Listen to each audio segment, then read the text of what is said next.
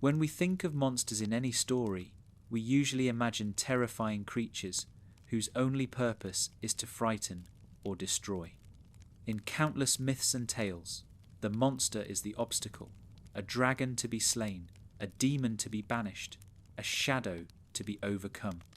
But in the Land of Ooo, the concept of the monster is far more complicated.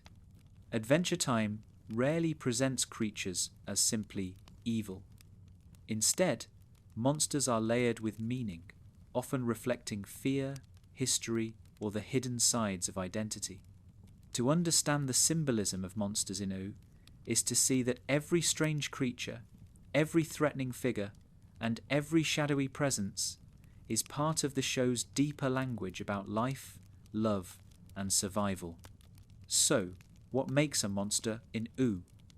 The answer is not just sharp teeth or dark magic. A monster in this world is defined by perspective. From one angle, a being might be terrifying. From another, it might simply be misunderstood. This shifting view of monstrosity is central to Adventure Time's storytelling. By exploring its monsters, we learn about the characters themselves, their fears, their desires, and the fragile line between us and them. Take, for instance, the earliest depictions of monstrous creatures that Finn and Jake encounter. Many of them look frightening, with jagged forms and growling voices. Yet as episodes unfold, these beings often reveal motivations that are not rooted in pure evil. Some seek food, some guard treasures, some are lonely. The so-called monsters of Ooo serve as mirrors, reflecting the complexity of the world the heroes inhabit. They show that the label monster often says more about the one using the word than about the creature itself. This is an essential idea. In Ooo, monster is rarely a fixed category. Instead, it is a fluid role, shaped by context. A character might appear monstrous in one moment and sympathetic in another. Consider Ice King, who at first seems to embody the traits of a classic villain. He kidnaps princesses, he looks eerie with his sharp nose and wild beard, and he lives in a frozen fortress. Yet as we learn more, the monstrous exterior dissolves into tragedy. Ice King is not evil at heart. He is a broken man, twisted by the crown's magic. His monstrosity is a symptom of sorrow, loneliness, and lost humanity. In him, Adventure Time teaches us that sometimes the true monster is not a person at all, but the forces, magical, historical, or emotional, that strip someone of their identity. But monsters in Ooo do not only appear in tragic forms. Some do embody terror on a cosmic scale, like the Lich. Unlike Ice King, the Lich does not carry a sympathetic core. He is perhaps the closest the series comes to depicting pure evil. His skeletal form and hollow voice echo with inevitability and doom. Yet even here, the symbolism matters. The Lich is not merely a villain to be fought. He represents the deepest fear of all, the end of everything. He is death stripped of meaning, destruction without creation. In this way, the Lich is not just a monster. He is an embodiment of annihilation itself, an idea more than a creature.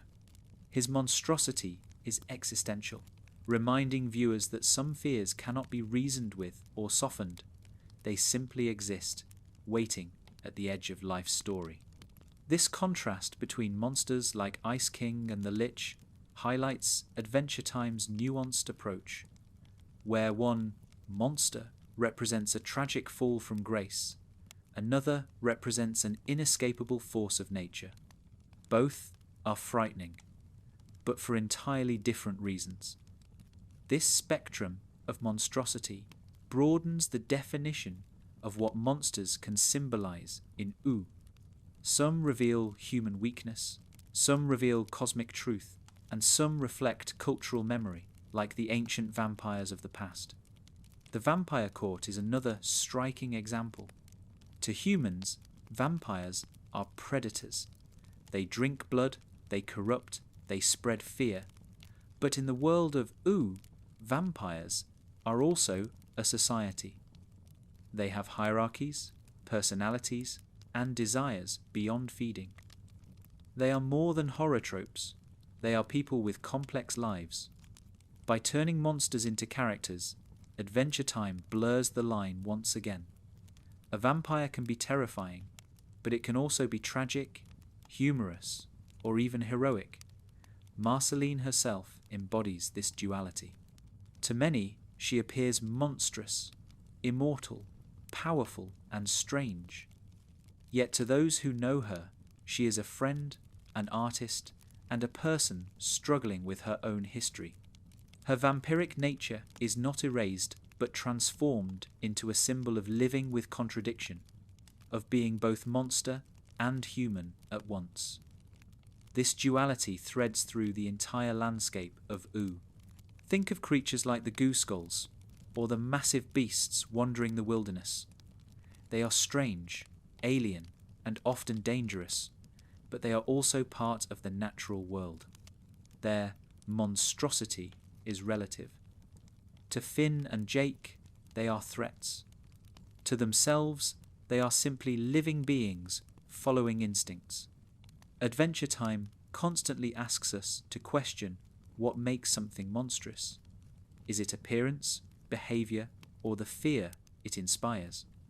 One of the show's most subtle points is that fear itself often creates monsters. When characters misunderstand or project their anxieties, they label others as monstrous. But when those fears are overcome, what once looked terrifying can become familiar or even lovable. Think of how Finn grows over the series. Early on, he sees the world in stark terms of hero versus monster. As he matures, he learns that these categories are not so rigid. The beings he fights are often as complex as he is, shaped by their own pasts and struggles. This shift reflects the heart of Adventure Time symbolism. Monsters are never just monsters. They are stories, ideas, and metaphors made flesh. Another fascinating layer of monstrosity in Ooo is how it reflects history. Many monsters are remnants of the past, left over from the Mushroom War or ancient magical conflicts. They carry the scars of old violence, living testaments to destruction that shaped the land. In this way, monsters symbolize memory itself, the way trauma lingers long after events have ended. When Finn and Jake battle strange mutants or corrupted creatures, they are not just facing random dangers, they are facing echoes of a world broken long before their time. The monstrosity here is historical, rooted in humanity's mistakes and the consequences that ripple outward through generations. And yet, Adventure Time also shows that monsters can be redeemed or transformed. Some creatures change through love, friendship, or simple understanding. Others reveal hidden beauty beneath their frightening exteriors. Even when monstrosity seems permanent, the show leaves room for growth. This is perhaps its most radical idea, that being a monster is not always the end of the story. Transformation is possible, whether through self-discovery, relationships, or the slow passage of time. In Ooo, then, the monster is not a static archetype. It is a symbol, a mirror, a story that shifts depending on who is looking. To call something a monster is to reveal as much about ourselves as about the creature we are naming. Do we see danger where there is only difference? Do we fear loss and call it evil? Do we confront destruction and recognize it as part of existence? Adventure Time's monsters invite us to ask these questions. They remind us that the line between hero and monster is thin and often drawn by perspective. As we begin this journey through the symbolism of Oo's monsters, It is important to hold on to this central truth. There are no simple villains here. Every monster carries a meaning, whether it is existential dread, personal tragedy, cultural memory, or the misunderstood strangeness of the world. To study them is to study the heart of Adventure Time itself, a world where even the strangest shadows can hold light, and where even the fiercest creatures can teach us about who we are. When we talk about the monsters of Ooo, none looms larger than the Lich. He is not simply a character, not merely a villain with goals or grudges. The Lich is something deeper, the embodiment of annihilation itself. While many beings in Ooo are called monsters because of their appearance or behaviour, the Lich transcends those definitions. He is not monstrous because he looks skeletal or speaks with a hollow voice. He is monstrous because he represents the pure absence of life. In him, the very idea of existence comes under threat. To begin understanding the Lich's symbolism, it is crucial to see him not as a bad guy, but as a force of nature. Most adversaries in Ooo can be reasoned with, distracted, or redirected. The Lich cannot. His existence is tied to destruction in the most fundamental sense. Where others seek power, love, or survival, the Lich seeks only one outcome: the end of all things. He is the stillness after fire burns out, the silence after voices are gone. In this way, he is less a creature and more a principle, the physical embodiment of entropy, decay, and the void. This makes the Lich unique among Oo's monsters. Take Ice King as a comparison. His actions may be harmful, even terrifying, but they are rooted in loneliness and loss. He is a man broken by magic, still capable of connection and even tenderness. His monstrosity is accidental, almost tragic. The Lich, by contrast, has no such complications. He has no humanity hidden beneath his bones. He has no secret wound to heal. He does not want friendship or understanding or even dominion. He wants nothing in the most literal sense. His drive is to extinguish. This absolute commitment to ending life is what sets him apart from every other figure in the Land of Ooo. Visually, the Lich embodies this symbolism. His skeletal frame, green fire eyes, and rotting form communicate decay and inevitability. He does not change his shape to adapt or disguise. He does not lure prey with promises. He stands as a figure of doom, the same, no matter who looks upon him. In a world full of colourful beings, vibrant kingdoms, and whimsical forms, the Lich's design cuts through with stark minimalism. He is not rainbow or bubblegum or candy. He is bone and shadow, stripped of joy. His very look reinforces that his essence is absolute. There is no duality here, only death. But why does Ooo need the Lich? Why does Adventure Time, a story of love, friendship, and discovery, choose to place such a terrifying monster at its core? The answer lies in contrast. For the themes of Ooo to resonate, they must be tested against their opposite. The show celebrates connection, resilience, and growth, but these values gain weight because they are constantly under threat of erasure. The Lich is that threat. He forces the characters and the viewers to face the possibility that everything they love could vanish. In resisting him, Oo's heroes affirm the importance of life itself. Without the Lich's annihilating presence, the stakes of the world would never feel so urgent. The Lich also symbolises the darker history of Ooo. His presence is not entirely separate from humanity's mistakes. His rise is tied to the ancient chaos of the Mushroom War, a reminder that destruction often grows out of human violence. In this way, the Lich carries the memory of devastation within him. He is both a monster of the present and a shadow of the past. By existing in Ooo, he ensures that the scars of war are never forgotten. Every time he appears, he embodies the truth that the world is fragile, and that the mistakes of one age can ripple endlessly into the next. What makes the Lich even more horrifying is his clarity. Unlike other so-called monsters, he has no confusion about what he wants. He is not driven by hunger, instinct, or trauma. He speaks with precision, articulating his purpose in words that chill the heart. This clarity makes him less like a beast and more like an idea that cannot be destroyed. He does not scream or howl wildly. He whispers with certainty.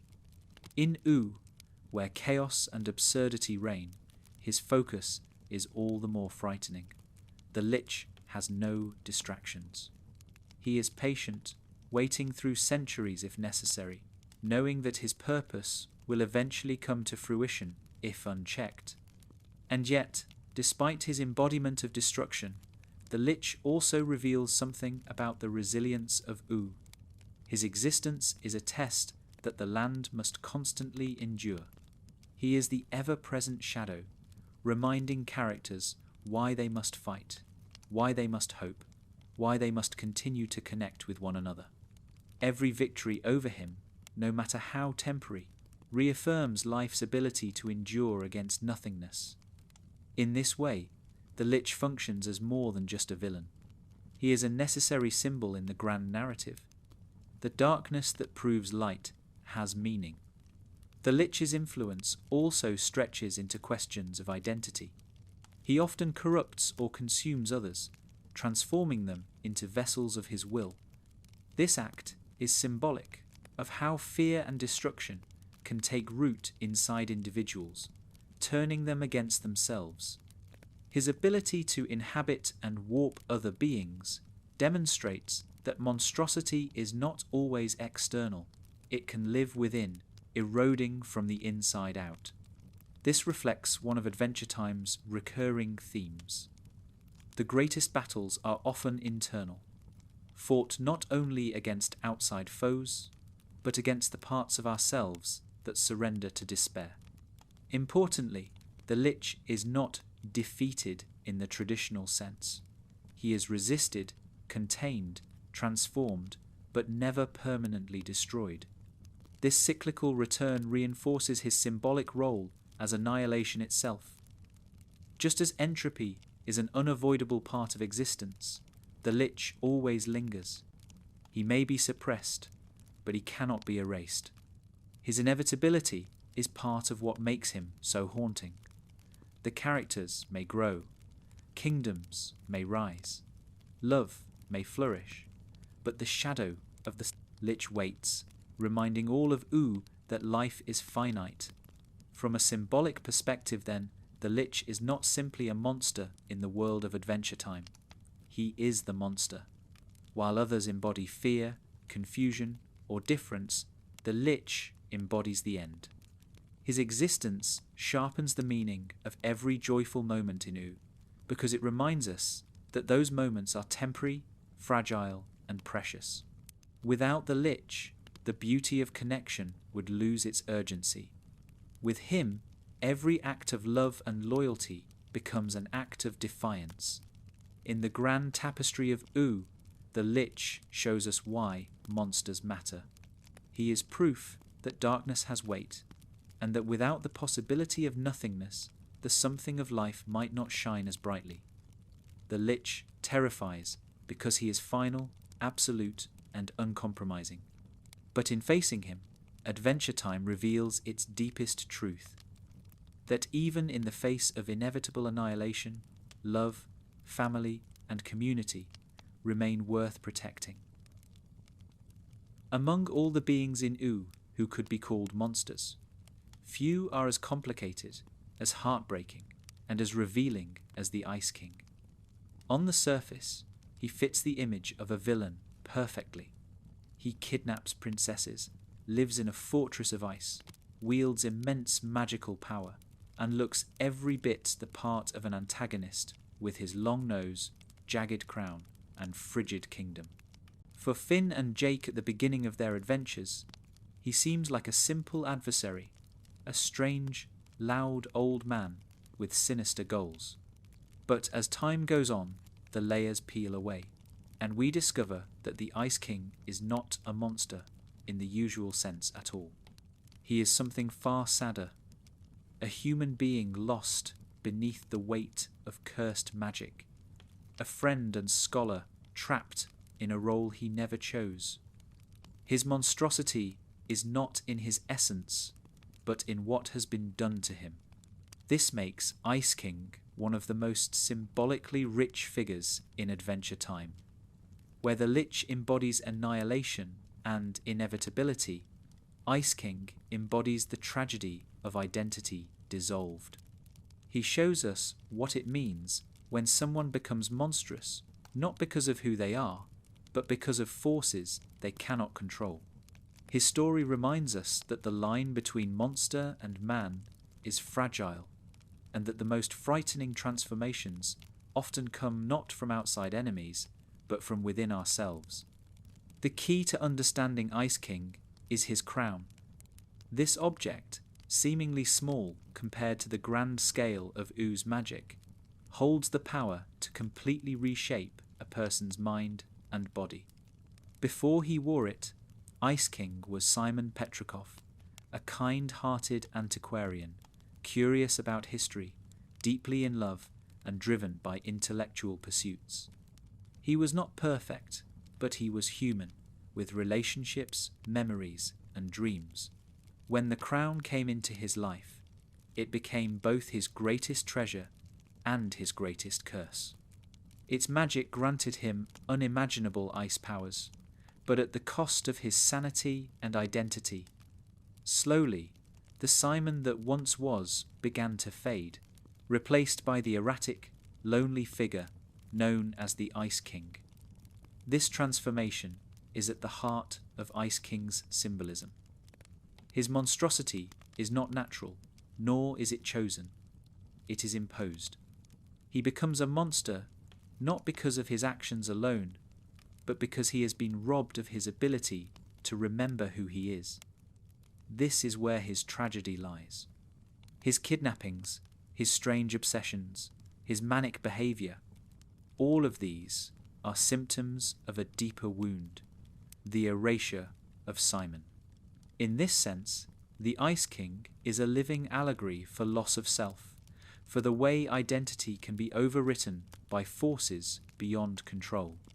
It is a theme that resonates far beyond Ooo, touching on real human fears of memory loss, mental illness, and the ways people can become strangers to themselves.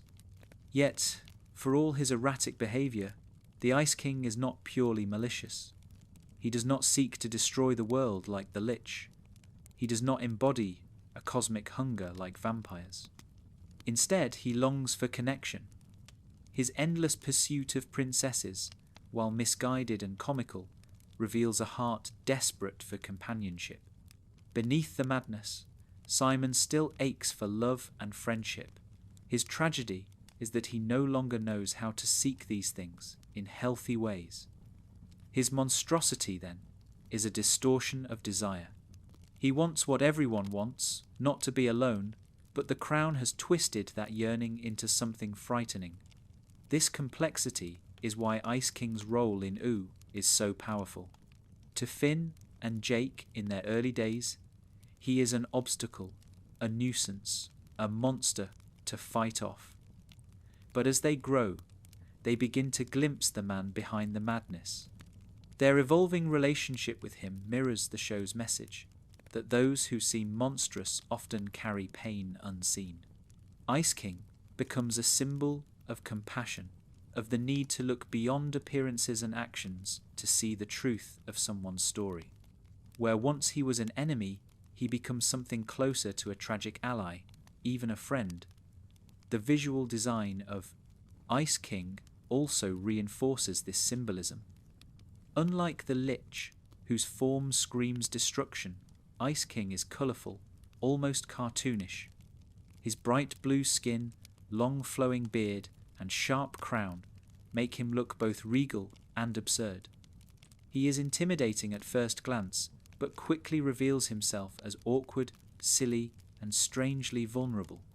This duality captures the essence of his tragedy. He is dressed like a villain, powered like a sorcerer, but inside remains a frightened, broken man. The clash between exterior and interior becomes a metaphor for how monstrosity is often a mask, hiding something tender beneath. Ice King's relationships also reveal his symbolic weight. His connection to Marceline, for example, unveils one of the most moving aspects of his character. Long before the madness consumed him, Simon cared for her, protected her, and helped her survive in a shattered world. These memories, though fragmented, still linger at the edges of his broken mind. They show that beneath the crown's curse, the essence of Simon remains, even if buried. This connection makes clear that Ice King is not wholly lost. His monstrosity is not absolute like the Lich's. It is porous, with glimpses of humanity shining through. This makes his tragedy even more poignant because it reminds us of what could have been, of the life and love that still flicker beneath the frost. Symbolically, Ice King teaches us that monstrosity can arise from suffering. Unlike creatures who are simply alien or strange, his evil is born of pain and loss. He represents the way trauma can distort identity, how someone once gentle and kind can appear terrifying when they are consumed by forces they cannot control. Yet he also shows us that even within monstrosity, traces of the original self remain. Simon is not gone. He is hidden, waiting, fighting in small ways to be remembered. This dual existence between Ice King and Simon embodies the tension of monstrosity as tragedy. The monster is never the whole story. Another layer of Ice King's symbolism is his persistence. Despite being rejected, ridiculed, and fought off countless times, he continues to seek connection. This persistence, though misguided, reflects resilience. It shows that even when twisted by magic, his humanity refuses to vanish entirely.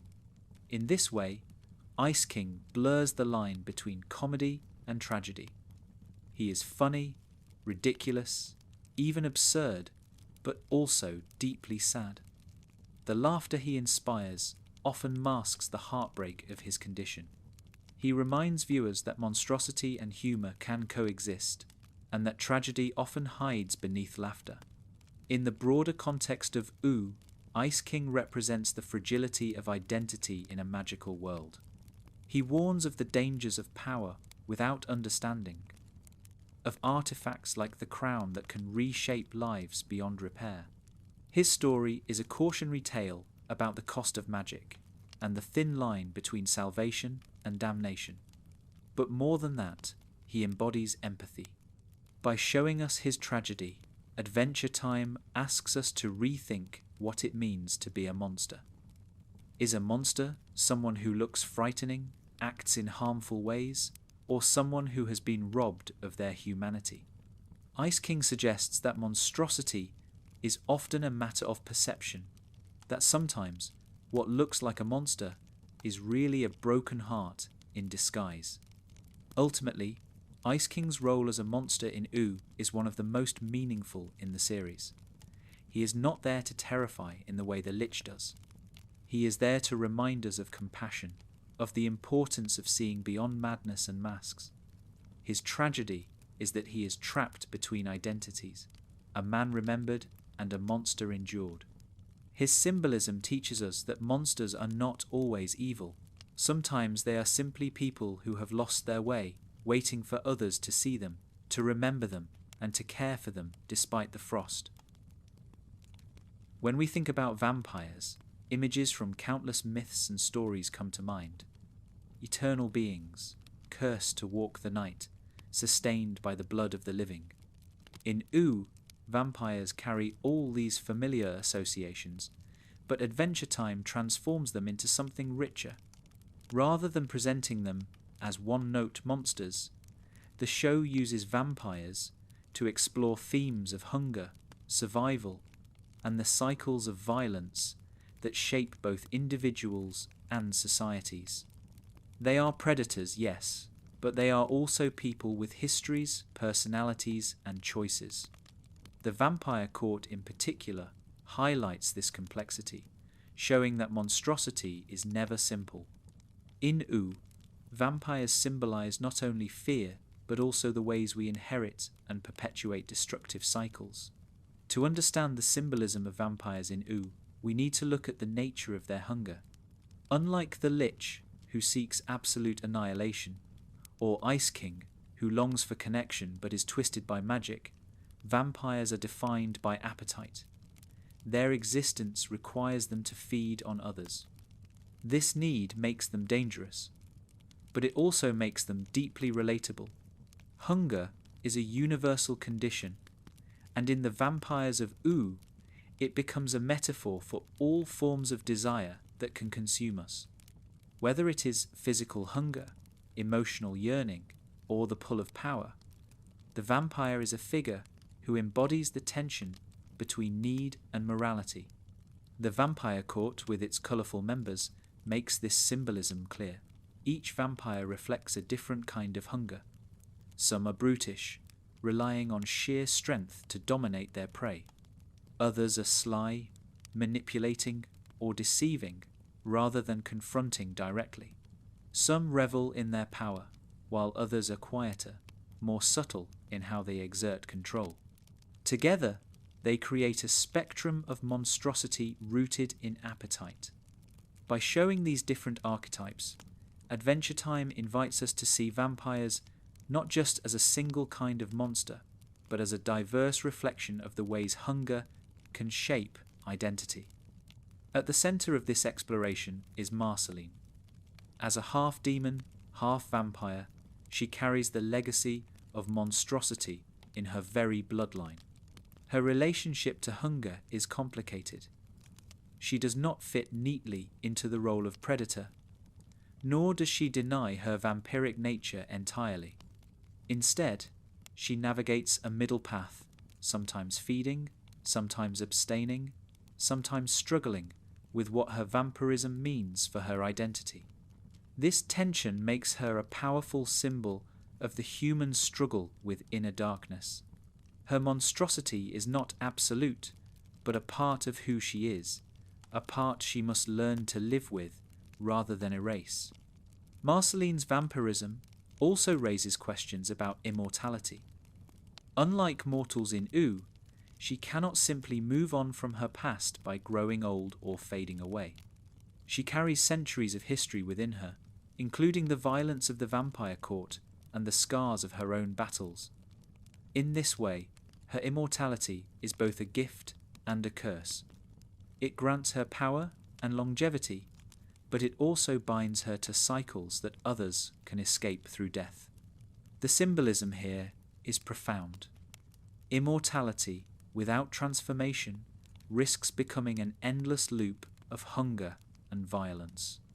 The vampire, then, is not just a monster of the present, but a reminder of how the past can trap us if we do not find ways to grow. The cycle of violence is perhaps the most important theme tied to vampires in Ooo. Each vampire feeds to survive, creating a chain of destruction that stretches endlessly into the future. To fight them is to break this chain, but even victory is temporary, as the temptation of hunger always lingers. Marceline's battles with vampires are not just physical confrontations, they are struggles against the weight of history. Every time she defeats one, she symbolically resists repeating the cycle of violence. Yet she also knows that the hunger within her connects her to that very cycle. Her victory is never complete. It is always an act of choosing differently, of refusing to let hunger define her entirely. This makes vampires some of the most human monsters in Ooo. They are not embodiments of cosmic annihilation like the Lich, nor are they purely tragic like Ice King.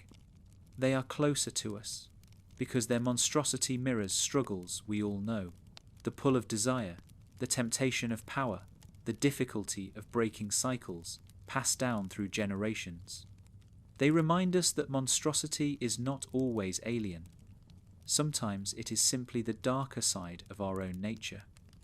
The symbolism of vampires also extends into questions of community and society. The vampire court operates as a group, with hierarchies and rivalries, reflecting how destructive patterns are not only individual but collective. They show how cycles of violence are maintained not just by one person's hunger, but by systems of power that encourage and reward it. In fighting the vampire court, Marceline and her allies are not just battling individual monsters. They are confronting an entire social order built on predation. The lesson here is clear. To overcome monstrosity, it is not enough to defeat one figure. The structure itself must be challenged. Visually, vampires in Ooo also reflect their symbolic depth. Unlike the uniform terror of the Lich or the comical absurdity of Ice King, each vampire in the court has a unique appearance and style. This diversity shows that monstrosity can take many forms, shaped by personality, choice, and circumstance. Some are flamboyant, others subdued. Some are grotesque, others almost elegant. By giving them individuality, Adventure Time emphasizes that monstrosity is not a single mask, but 1,000 variations, each reflecting different ways that hunger can shape a life. At the same time, the show does not reduce vampires to villains alone. Like many of Oo's so-called monsters, they are capable of complexity, even humour. This multifaceted portrayal underscores the point that monstrosity is not absolute. It exists on a spectrum, with room for growth, change, and even redemption. Marceline herself is proof of this. She carries the blood of predators, but refuses to let that define her entirely. By living with her hunger rather than denying it, she becomes a model of integration, of acknowledging monstrosity without being consumed by it. Symbolically then, vampires in Ooo teach us about cycles and choices. They show us that hunger can be destructive, but it can also be managed, redirected, or understood. They remind us that immortality can trap us in loops, but it can also give us perspective to break free. They warn us that violence, once begun, tends to repeat itself, unless someone chooses to interrupt it. And they highlight the truth that monstrosity is not about what we are born as, but about how we live with the parts of ourselves that frighten us. In the grand symbolic language of Adventure Time, vampires stand as some of the most human monsters. They are mirrors held up to our own struggles with desire, survival, and the weight of history. They frighten us not because they are alien, but because they are familiar. In their hunger, we see our own appetites. In their cycles, we see our own repetitions. And in Marceline's choice to live with her vampirism, we see the possibility of embracing our shadows without letting them define us. In the Land of Ooo, monsters are not always ancient or magical. Some of them are the direct result of human choices, of wars fought long before Finn, Jake, or even Princess Bubblegum walked the land. These creatures, the mutants, the warped beings left in the wake of the Mushroom War, are among the most haunting monsters of all. They are not demons summoned from another realm, nor vampires cursed with endless hunger. They are reminders of what happens when destruction reshapes the world so completely that even life itself becomes unrecognizable. In Ooo, mutants are not simply frightening shapes lurking in the wilderness. They are living scars of history. To understand their symbolism, we must remember that the Mushroom War was not just a battle, but a cataclysm. It tore apart the fabric of the earth, poisoned landscapes, and twisted the very biology of its survivors. The strange, lopsided, and unsettling creatures that wander Oo's forests and wastelands are not accidents of imagination. They are the inevitable consequence of unchecked violence. Every claw, every extra limb, every grotesque mutation is a symbol of humanity's legacy written on the bodies of the innocent. These monsters embody the cost of destruction that cannot be undone. Unlike the Lich, who represents annihilation in its purest form, or Ice King, whose monstrosity stems from cursed magic, the mutants are symbolic of something quieter but equally chilling: aftermath. They do not seek to destroy all life. They simply exist, carrying within them the evidence of what has already been destroyed. Their very presence is a kind of testimony, a reminder that history never truly vanishes. The world may move forward, new kingdoms may rise, but the echoes of war remain, walking in twisted forms across the land. What makes these mutants so powerful as symbols is that they are not villains. Many of them are dangerous, yes, but their danger is not rooted in choice. They did not ask to be made this way.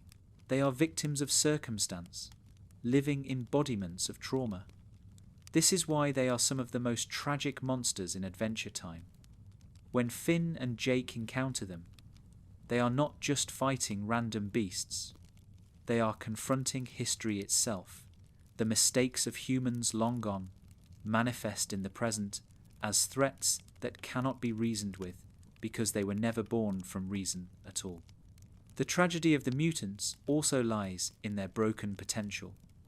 Each one might once have been something else: a person, an animal, a plant. Their current forms are distortions, echoes of what could have been. This makes them symbols of lost futures, of paths that history closed off forever. In them, we see not only destruction, but also the lives that were stolen by it. They are a reminder that violence does not only take life in the moment, it reshapes what survives into something forever altered. The mutants also symbolize memory.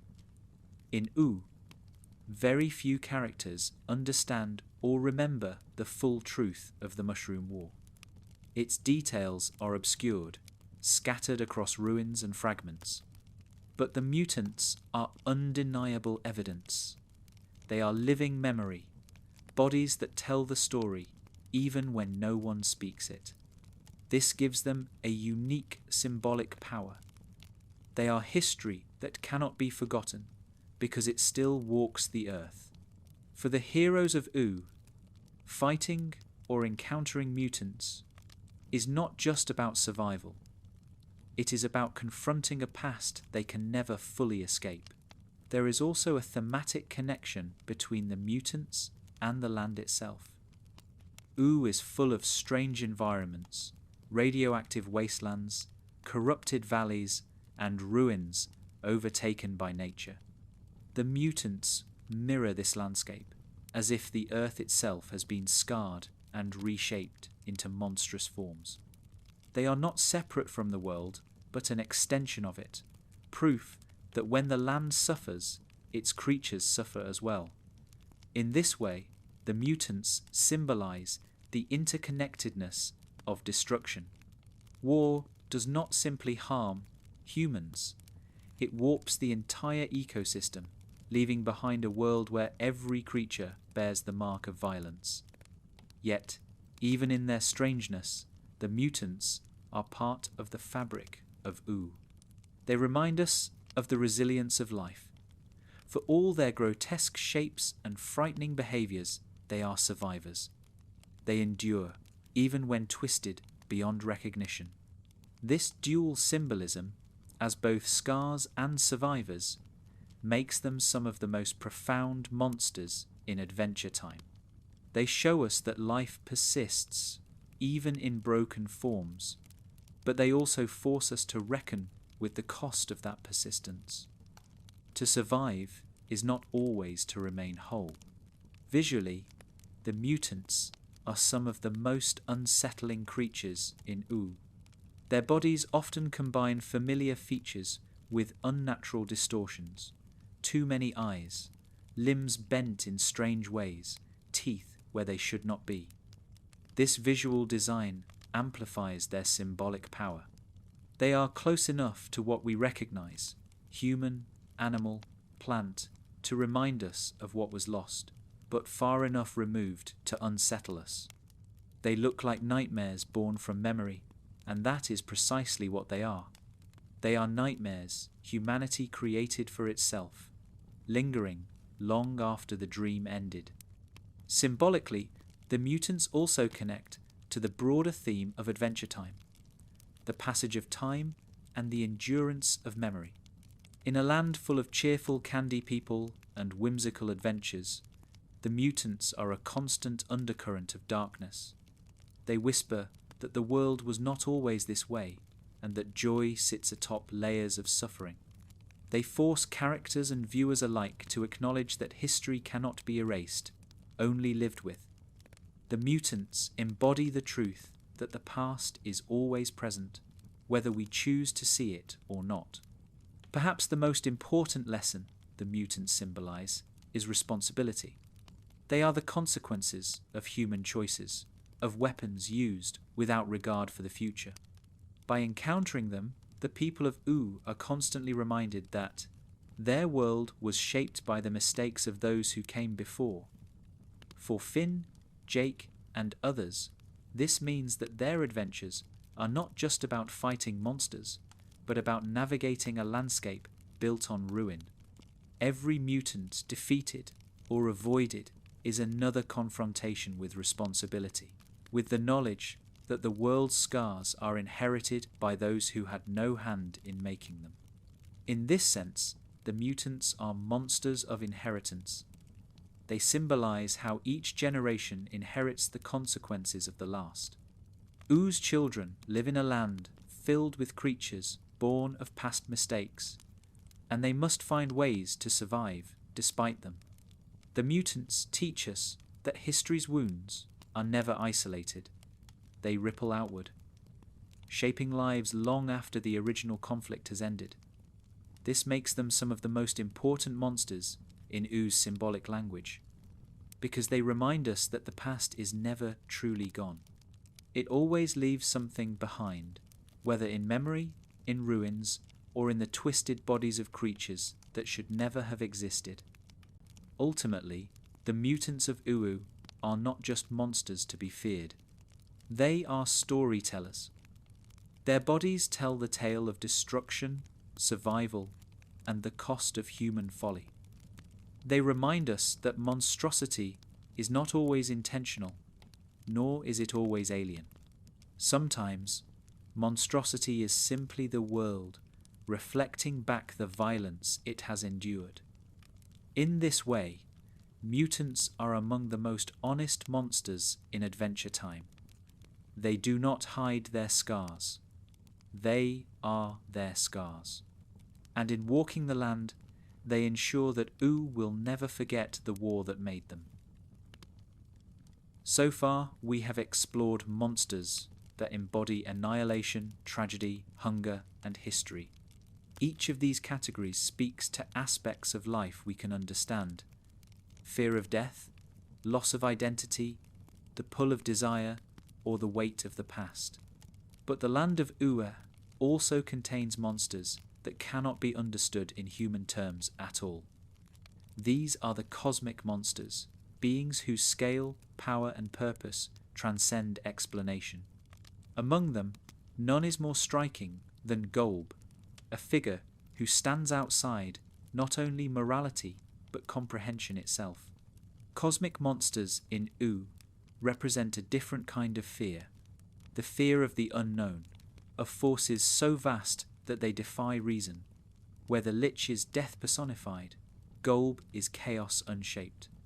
He is not the end of everything, but the distortion of everything. His form is grotesque and shifting, a living impossibility whose presence unravels the rules of the world around him. This makes him one of the most terrifying figures in Oo's symbolic language, not because he is evil in any moral sense, but because he exists outside the boundaries of meaning altogether. The symbolism of GOLB and other cosmic entities lies in their incomprehensibility. They are not monsters with clear goals, nor villains with tragic backstories. They are the embodiment of forces too big to fit into human categories. In this way, they reflect the most unsettling truth of all, that not everything can be explained, reasoned with, or even fully seen. To encounter GOLB is to confront the limits of knowledge itself. This is what makes him monstrous, not only his destructive power, but the fact that his existence renders meaning unstable. Visually, GOLB embodies this chaos. His body is both skeletal and amorphous, with jagged teeth, shifting features, and a shape that resists coherence. He is neither alive nor dead, neither stable nor dissolving. He exists in between, a perpetual distortion. This design amplifies his symbolic role. He is a disruption to form, a denial of order. In a world where even the strangest creatures still have patterns and rules, GOLB is the exception. He is not bound to structure. He is structure's undoing. This makes GOLB an especially powerful contrast to other monsters. The Lich has clarity, he wants death, and his presence embodies that goal. Ice King is tragic. His madness makes sense when you understand the crown. Vampires hunger. Their desire is familiar, even if dangerous. But GOLB cannot be reduced in this way. He does not fit categories of hunger, destruction, or tragedy. He simply is, and in being, he destabilizes everything else. His monstrosity is the monstrosity of incomprehension, of staring into something that cannot be explained, and feeling the ground shift beneath your feet. In Ooo, this kind of monster symbolizes chaos as an eternal truth of existence. Just as death is inevitable and hunger is constant, chaos is unavoidable. It interrupts order, reshapes reality, and resists control. By including beings like GOLB, Adventure Time acknowledges that the world is not fully knowable, no matter how much we learn. There will always be mysteries too big to grasp, forces too vast to tame. The cosmic monsters embody this humbling truth. The effect of GOLB on those who encounter him also speaks to his symbolism. His presence warps not only the world around him, but the minds of those within his reach. This corruption reflects how chaos infects meaning itself, turning order into nonsense. It shows that monstrosity, on a cosmic scale, is not simply about physical destruction, but about unraveling the structures that allow life to make sense. To face GOLB is to face the possibility that meaning itself is fragile, vulnerable to collapse under the weight of incomprehension. In a way, GOLB and other cosmic monsters are the ultimate opposite of connection. So many of Oo's stories emphasize love, friendship, and understanding. Even Ice King, tragic as he is, longs for companionship. Even Marceline, burdened by hunger, seeks love and acceptance. But GOLB resists connection. He cannot be befriended, understood, or reasoned with. He cannot be moved by loyalty or transformed by love. His existence is a wall against which these values crash. This makes his symbolism especially sharp. He is what life looks like when stripped of connection entirely, chaos without relationship, existence without empathy. Yet, as with all monsters in Ooo, GOLB also teaches something through contrast. By resisting comprehension, he makes the importance of connection all the clearer. To stand against GOLB is not to destroy him, for he cannot be destroyed, but to assert meaning despite chaos. Every act of love, loyalty, or courage in Ooo gains weight in the shadow of GOLB because it is an act of defiance. It says, even if the universe is incomprehensible, we will choose to give it meaning together. Cosmic monsters also remind us of humility. In a story full of adventurers who battle giants, demons, and armies, beings like GOLB remind us that not everything can be conquered. Sometimes the most profound act is not victory, but survival, not control, but acceptance. The presence of cosmic monstrosity in Adventure Time encourages viewers to accept that some fears cannot be defeated, they can only be endured, understood in fragments, and lived with. In this way, GOLB and the other cosmic figures expand Adventure Time's symbolic language. They push monstrosity beyond the personal, beyond the historical, and into the existential. They embody the truth that existence is larger than any one story, and that monstrosity can sometimes take the form of mystery itself. They show us that to live is to live with uncertainty, to accept that not all monsters can be explained, and that some will always remain at the edges of comprehension. Ultimately, cosmic monsters in Ooo are not just frightening beings. They are mirrors of the universe's vastness and our smallness within it. They symbolize the chaos that waits beyond order, the incomprehension that humbles understanding. GOLB, in particular, reminds us that monstrosity is not always evil or tragic. Sometimes it is simply the truth that the world is bigger, stranger, and more chaotic than we can ever know. And in facing that chaos, Adventure Time shows us the courage of choosing meaning anyway. When we think of monsters, we often imagine creatures of overwhelming size or power. They tower over heroes, cast shadows across kingdoms, and inspire dread in all who behold them. But in the Land of Ooo, not all monsters loom so large. Some are small, awkward, even silly. They may snarl and snap, but they also trip over their own feet or get distracted by absurd cravings. These small monsters might seem like comic relief, but they are just as important to Adventure Time's symbolic tapestry as their more frightening counterparts. In fact, they carry a special kind of symbolism, one that reveals how humour and fear are not opposites but companions. Adventure Time thrives on mixing tones. Just when the story seems darkest, a ridiculous joke appears. Just when a monster seems unstoppable, it turns out to have a weakness that makes it almost laughable. This interplay is not an accident. It reflects the way real life works. Fear and laughter are close cousins, both responses to the unexpected, both rooted in the feeling of being thrown off balance. By making many of its monsters funny, Adventure Time shows us that fear itself can be transformed. What looks terrifying in one moment can become absurd in the next. The small monsters of Ooo embody this transformation. Their designs often exaggerate features, too many teeth, bulging eyes, stubby arms, but in ways that feel more playful than horrifying. Their behaviour often undermines their supposed threat. A creature might roar menacingly, only to get distracted by something shiny. Another might lunge at Finn and Jake, only to stumble into its own trap. These moments are not just jokes. They are symbolic reminders that fear often loses its power when examined closely. The monster under the bed might, in the light of day, look a little silly. This is especially important in a world like Ooo, where children and young viewers are part of the audience.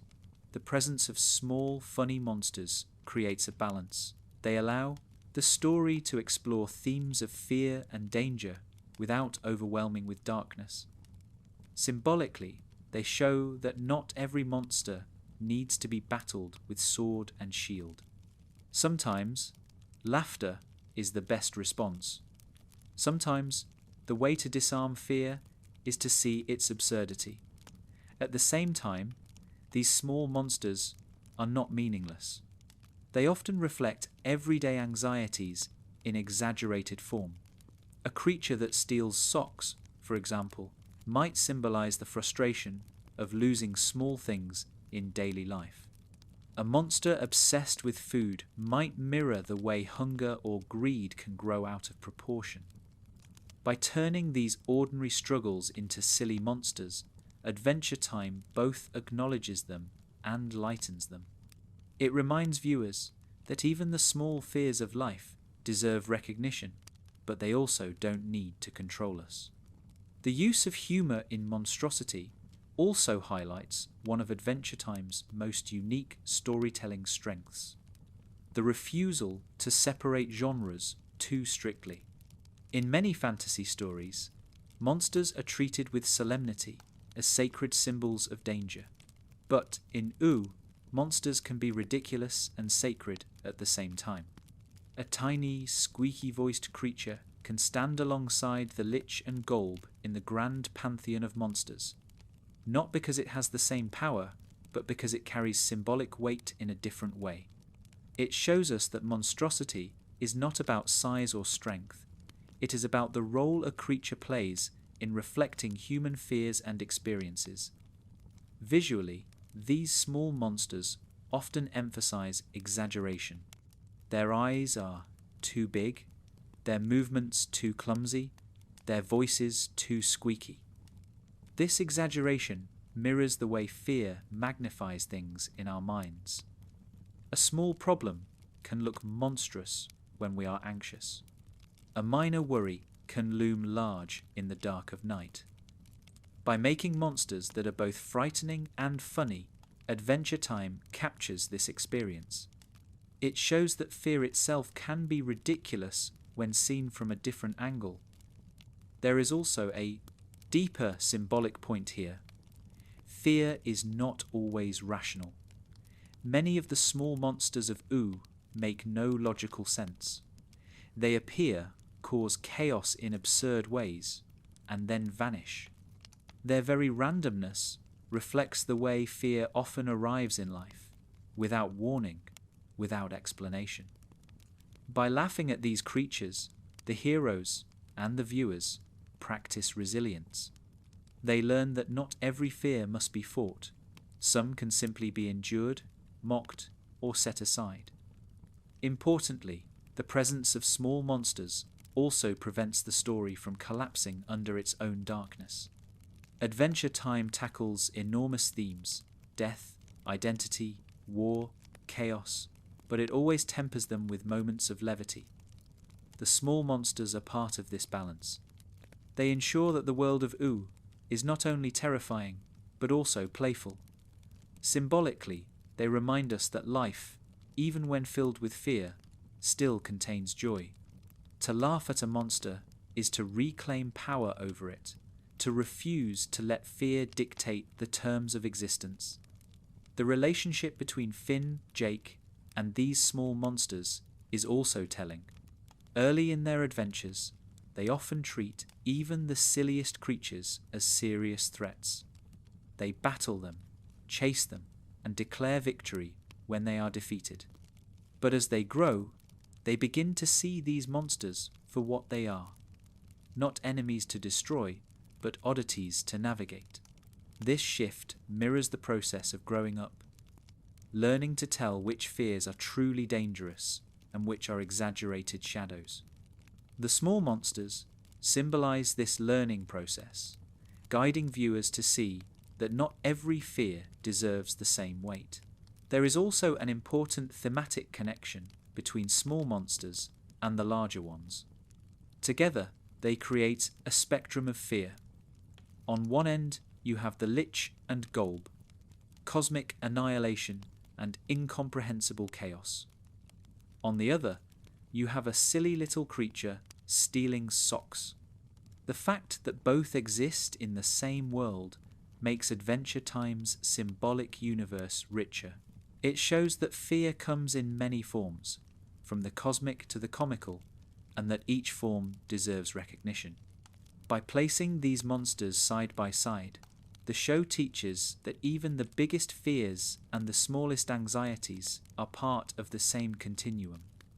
Ultimately, the small monsters of Ooo symbolize the comedy of fear. They remind us that what terrifies us is often less powerful than it seems. They show that laughter can be a weapon as sharp as a sword, capable of cutting fear down to size. They teach us that even the strangest anxieties can be lived with, especially when shared with friends who can laugh alongside us. In a land filled with chaos, destruction, and tragedy, these silly monsters provide a counterbalance, a reminder that not all fears are final. Some can be laughed away, leaving behind not terror, but joy. In Ooo, not all monsters are born from war, magic, or cosmic chaos. Some are made by hands with the best of intentions. Princess Bubblegum, the ruler of the Candy Kingdom and one of the most brilliant minds in the land, is also one of its most prolific creators. Her scientific genius has given her people safety, structure, and even life itself. But it has also birthed creatures that defy control, turning her into one of the most complex figures in the story. The monsters born of Bubblegum's science carry a different symbolism than any others. They embody the dangers of unchecked authority, the thin line between innovation and hubris, and the way even love for one's people can create monstrosity. To understand these scientific monsters, we must first understand Bubblegum herself. She is not a villain. She is a ruler who truly believes in protecting her kingdom. Her decisions, however, often place order above freedom, stability above individuality. This mindset makes her creations both miraculous and dangerous. Every monster she creates reflects this tension between her desire to protect and her willingness to control. They are not accidents of chaos like the mutants, nor are they ancient evils like the Lich. They are born of intention, of plans that go awry, because control, no matter how carefully maintained, is never absolute. One of the clearest symbolic threads running through Bubblegum's creations is the theme of unintended consequence. In her attempts to perfect life, to engineer safety, she often produces beings that resist or reject her intentions. These scientific monsters remind us that creation is never neutral. Every act of building carries risks. Every attempt to shape life comes with the possibility of losing control. This is why they are so unsettling. They are not evil in the same way cosmic beings or hungry vampires are. They are mirrors of their maker, distorted by the very processes meant to perfect them. The symbolism here resonates deeply with real-world ideas about science and power. When knowledge is used without humility, it can lead to unintended monstrosities. Adventure Time reflects this through Bubblegum's relationship to her creations. She is often forced to face the truth that her attempts to control the future can create as much danger as they prevent. The monsters of her science become symbols of hubris, not evil for evil's sake, but the natural result of pushing too far, too fast, without considering what freedom life itself demands. Visually, many of Bubblegum's scientific creations look both familiar and uncanny. They are candy-like, colourful, and whimsical, but just off enough to feel wrong. This design choice amplifies their symbolic role. They show how monstrosity does not always appear in frightening forms. Sometimes the most dangerous monsters look like friends. This reflects the unsettling truth that the line between protector and threat, creation and monster can be invisible until it is too late. There is also a political layer to this symbolism. Bubblegum is not just a scientist, she is a monarch. Her creations often double as tools of governance, soldiers, defences, extensions of her authority. When these creations rebel or go awry, they symbolize the dangers of authoritarian control. They remind us that no kingdom can be held together purely by force, and that when people are treated as objects or experiments, they eventually resist. The monstrosity of these creatures, then, is not their own fault, but the inevitable backlash of being shaped by power without consent. This duality, creation as both protection and danger, makes Bubblegum's monsters some of the most fascinating in Ooo. They blur the boundary between science and sorcery, between authority and monstrosity. They reveal the cost of seeking total order in a world defined by chaos. They are symbols of the truth that no amount of genius can control life completely. Life resists, rebels, and becomes monstrous when forced into cages. The relationship between these monsters and Finn and Jake also underscores their symbolic meaning. Often, the heroes are caught between loyalty to Bubblegum and recognition that her creations cannot simply be destroyed. These moments force them to confront the complexity of monstrosity. The monsters of science are not random enemies. They are children of intention, caught between design and autonomy. In fighting them, Finn and Jake are not only battling for survival, but also navigating the ethical questions of creation itself. There is also a personal dimension here for Bubblegum. Her creations are extensions of herself, and when they turn monstrous, they reflect her own flaws. Each rebellious experiment is a reminder that she too is fallible, that her brilliance can create danger as easily as safety. This makes the monsters of science deeply intimate. They are not only symbols of broader themes like power and control, they are mirrors that force Bubblegum to confront her own humanity, her own mistakes, and her own limitations. The symbolism of these monsters also ties into the broader themes of adventure time, balance, and humility. The show repeatedly teaches that extremes, whether of power, desire, or control, create imbalance, and imbalance breeds monstrosity. The scientific monsters are examples of this principle in action. They show that order pushed too far becomes its own kind of chaos. They remind us that the pursuit of perfection can create imperfection in its most dangerous form. Yet, as with many monsters in Ooo, there is also a path to redemption. Not every creation is doomed to rebellion. Some remain loyal, others find purpose beyond what they were made for. This possibility of growth highlights another symbolic layer. Even monsters born of mistakes can evolve into something new. This mirrors the human capacity to learn from error, to transform unintended harm into future wisdom. Bubblegum's monsters, then, are not only warnings. They are also opportunities, showing that even when science goes astray, the story is not over. Ultimately, the monsters of science in Ooo symbolize the complexity of creation itself. They are not villains nor victims alone. They are proof that every act of making carries responsibility, and that the quest for control often births the very dangers it seeks to prevent.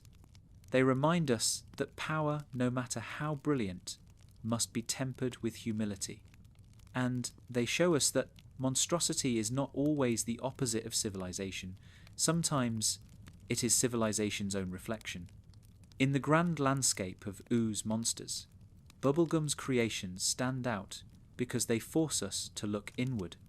They ask us to consider not only what monsters lurk outside us, but what monsters we might create ourselves through fear, pride, or control. They remind us that the boundary between genius and hubris is thin, and that even the noblest intentions can produce the most dangerous results. In their candy-coloured shells, they carry a warning. Sometimes, the sweetest surface hides the deepest danger. Among the many monsters of Ooo, some do not terrify with claws, fangs, or size. Instead, they disturb by imitating, by copying, by becoming what they are not. These are the shapeshifters and doppelgangers, creatures whose monstrosity lies in the violation of identity.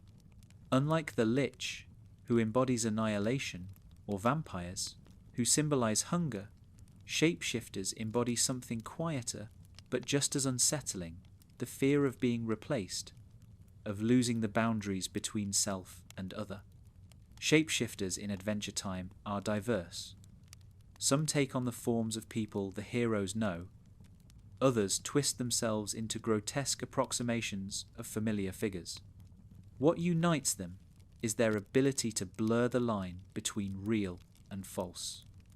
When a monster can wear your friend's face, how can you trust?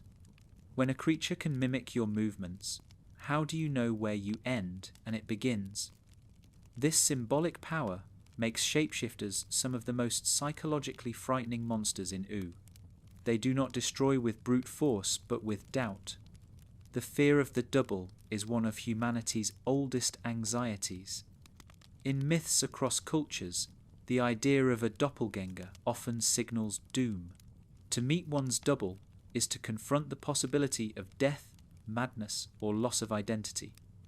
Adventure Time draws on this tradition, but it also adds its own playful spin.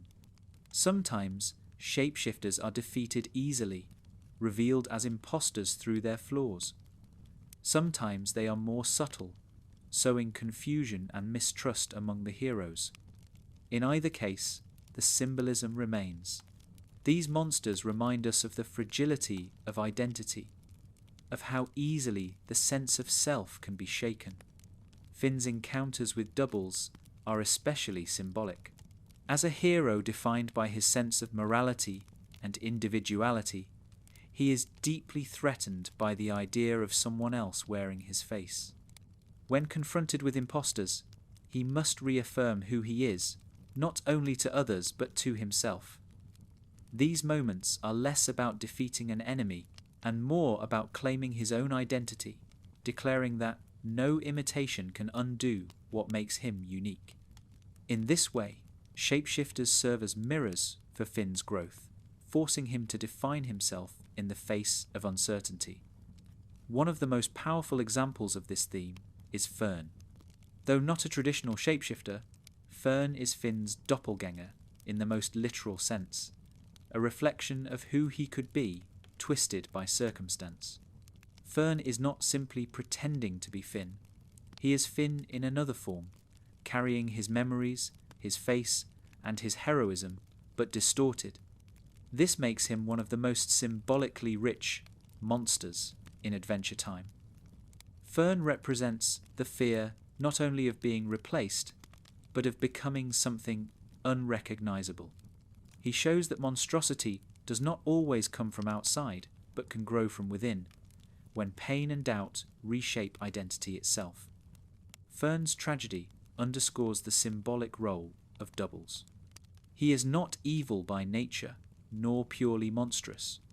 He is a reflection, showing Finn what he could become if anger and despair took root. This makes the confrontation with Fern more than a battle. It is a symbolic struggle between self and shadow, between the hero and the monster he could be. In facing Fern, Finn faces himself. This dynamic illustrates the deepest fear embodied by shapeshifters and doubles, that the line between hero and monster is thinner than we want to believe. Visually, shapeshifters in Ooo often exaggerate the uncanny. Their imitations are close enough to be recognizable, but flawed in ways that make them unsettling. An eye slightly too large, a movement too stiff, a voice just off. These details reinforce their symbolic role. They are the uncanny double, familiar yet wrong, reminding us that identity is fragile and perception is not always trustworthy.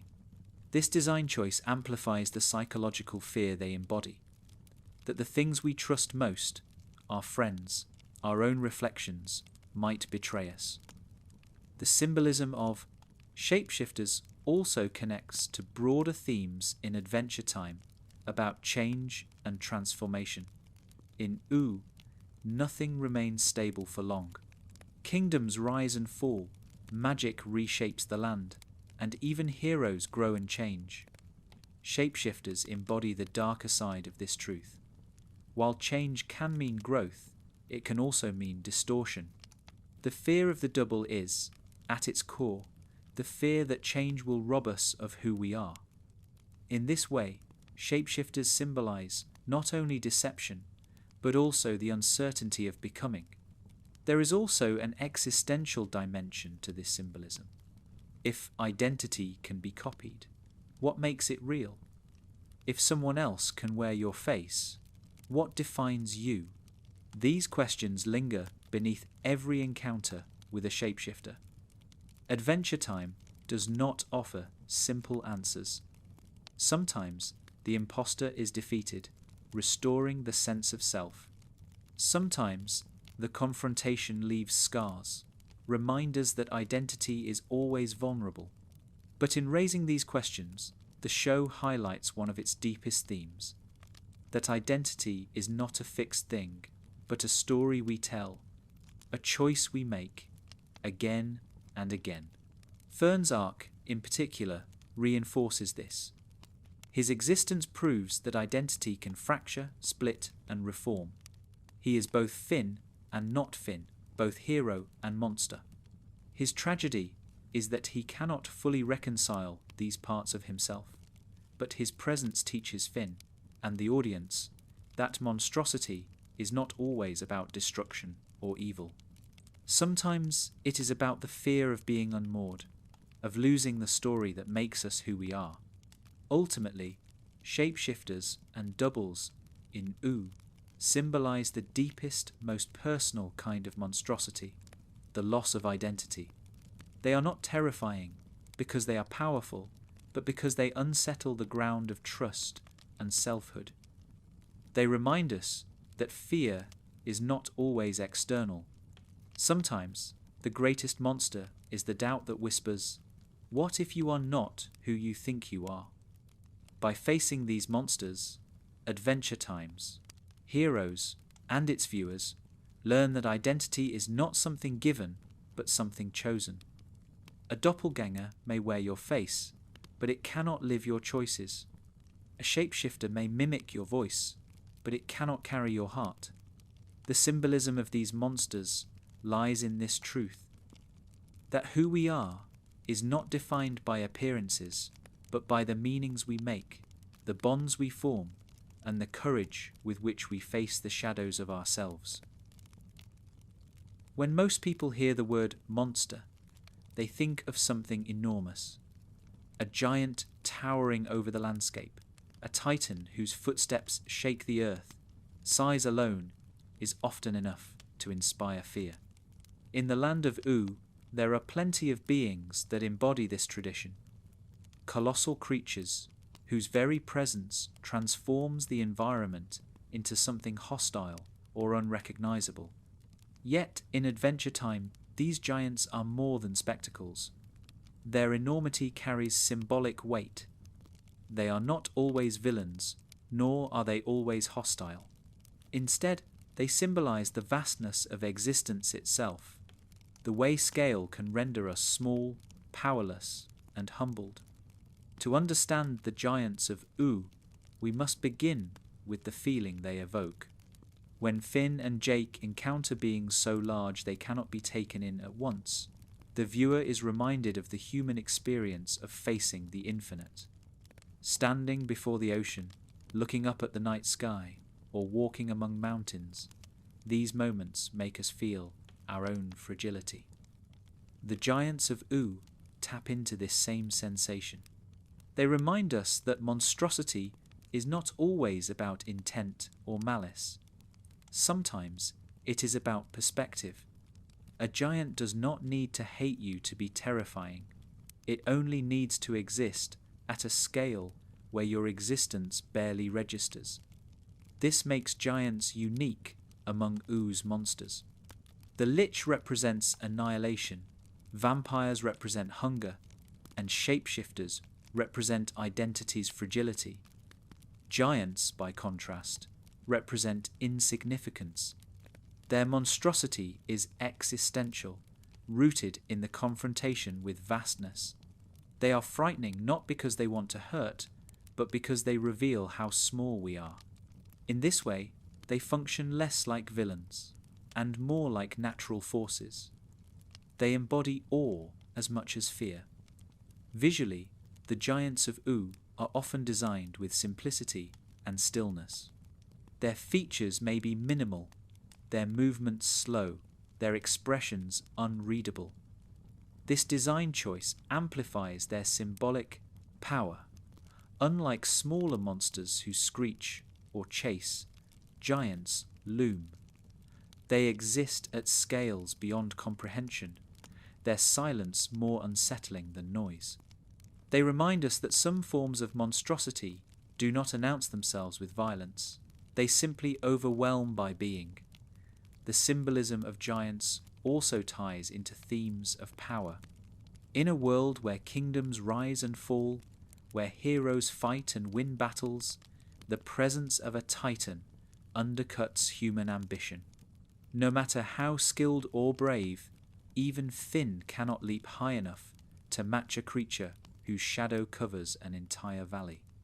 Giants symbolize the limits of agency, the humbling truth that there will always be forces larger than us, beyond our control. This makes them important counterbalances to the story of heroism. They remind us that being a hero is not about controlling everything, but about surviving, enduring, and finding meaning, even in the face of overwhelming scale. Some giants in Ooo are indifferent. They walk the land without noticing the smaller beings crushed underfoot. This indifference is symbolic of the universe itself. Nature does not intend to harm, yet storms, earthquakes, and floods still devastate. The giants embody this amoral vastness. They show us that monstrosity does not always come from malice. Sometimes it comes from scale so large that human concerns are invisible. This makes them powerful metaphors for existence itself, the way life can feel insignificant against the cosmos, and the way meaning must be created even when the universe does not notice. Other giants, however, do interact with Oo's inhabitants, and in these moments their symbolism shifts. When a titan bends down to acknowledge Finn or Jake, the power dynamic changes. The terrifying vastness of scale becomes an opportunity for connection, fragile, difficult, but possible. These moments symbolize the possibility of bridging the gap between the small and the infinite, between human fragility and cosmic immensity. They suggest that even when faced with forces larger than ourselves, communication and relationship are possible. This dual symbolism of indifference and connection makes giants especially rich in meaning. On one hand, they are reminders of our insignificance. On the other, they hint that even the vastest forces can sometimes be touched, however briefly, by the small. Adventure Time thrives on this tension, refusing to present the giants of Ooo as only one thing. They are monsters, yes, but they are also teachers, showing us humility and wonder in equal measure. Thematically, giants also tie into the show's exploration of time. Just as their physical size dwarfs individuals, their lifespans and perspectives often dwarf human concerns. A giant who has lived for centuries may see kingdoms as fleeting, battles as minor, and heroes as temporary sparks. This temporal scale adds another layer to their monstrosity. They do not fear death in the same way mortals do, nor do they measure life in the same increments. Their perspective can feel alien, even monstrous, because it strips away the urgency that defines human life.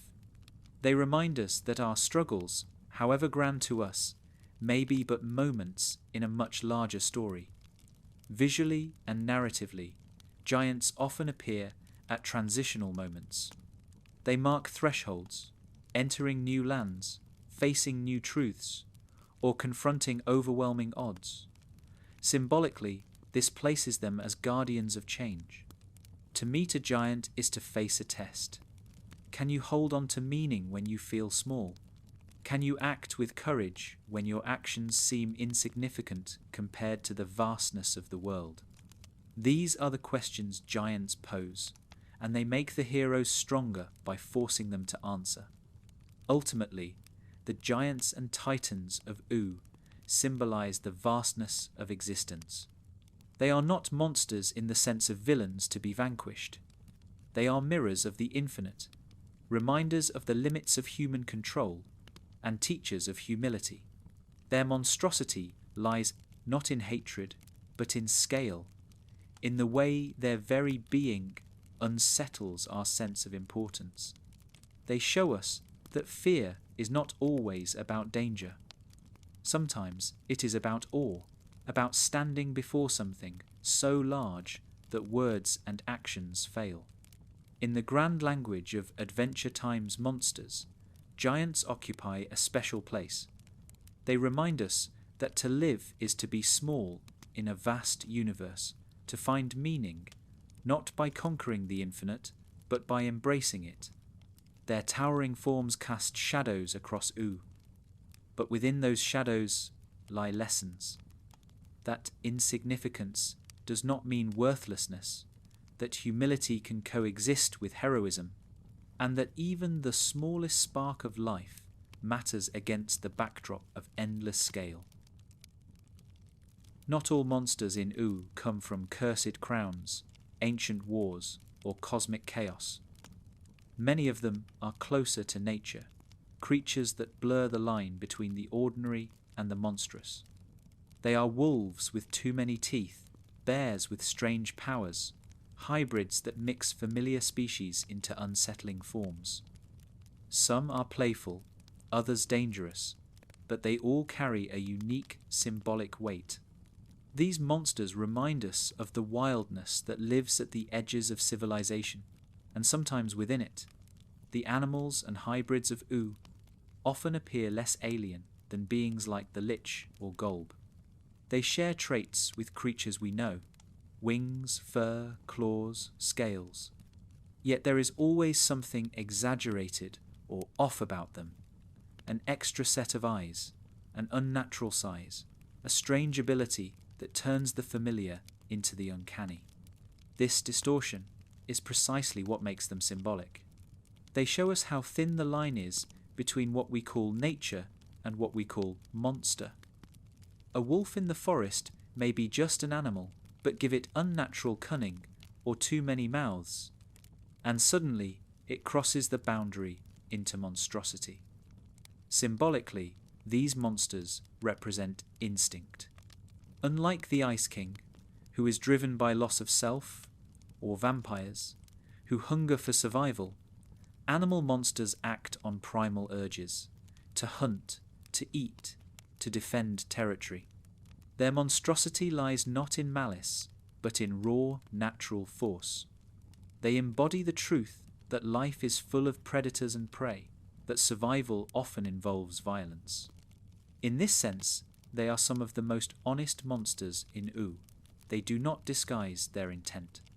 They simply act, and in doing so, they remind the heroes and the viewers that civilization is always built on top of wildness. Hybrids complicate this symbolism further. When two species are blended into one, the result often feels unnatural. A horse with wings, a fish with legs, a creature that defies classification, these hybrids symbolize the discomfort of blurred categories. Humans like to divide the world into neat boxes: animal, person, monster. But hybrids refuse these divisions. They show that life does not always fit our labels. Their monstrosity is not about danger alone, but about confusion. they unsettle because they resist definition, reminding us that the world is wilder and more unpredictable than we want it to be. Finn and Jake's encounters with animal monsters often highlight the tension between wildness and civilization. At times, they must fight to survive, defending themselves against predators. At other times, they must decide whether a creature is truly a threat or simply misunderstood. These encounters symbolize the human relationship with nature itself, sometimes adversarial, sometimes cooperative, always complex. Adventure Time does not present the wilderness as purely hostile, nor as purely innocent. Instead, it shows that wildness contains both beauty and danger, both life and monstrosity. There is also a moral layer to these monsters. Some hybrids and animals are treated as enemies, but others are companions. Jake himself is a kind of hybrid, a magical dog whose stretchy powers set him apart from ordinary animals. Lady Rainicorn, too, is both familiar, a unicorn-like figure, and strange, a rainbow serpent who speaks Korean. These characters blur the line between monster and friend, showing that hybridity is not inherently dangerous. The difference lies in how relationships are formed. This suggests that monstrosity in nature is not absolute, but relational. A hybrid can be terrifying if encountered as a stranger, but beloved if encountered as a friend. Visually, the animal monsters of Ooo are some of the most creative designs in the series. Their forms are whimsical yet unsettling, often exaggerating traits like size, teeth, or coloration. This design choice highlights their symbolic role. They are familiar enough to evoke recognition, but distorted enough to feel alien. They mirror the way nature can sometimes feel overwhelming, a reminder that even in the real world, animals are both wondrous and frightening, both beautiful and dangerous. The hybrids, in particular, symbolize identity's fluidity. They refuse to fit into one category, embodying multiple possibilities at once. This makes them metaphors for characters who straddle worlds: Marceline between vampire and demon, Jake between magic and dog, Lady Rainicorn between cultures. In this sense, hybrids are not only monsters, but also mirrors of Oo's heroes.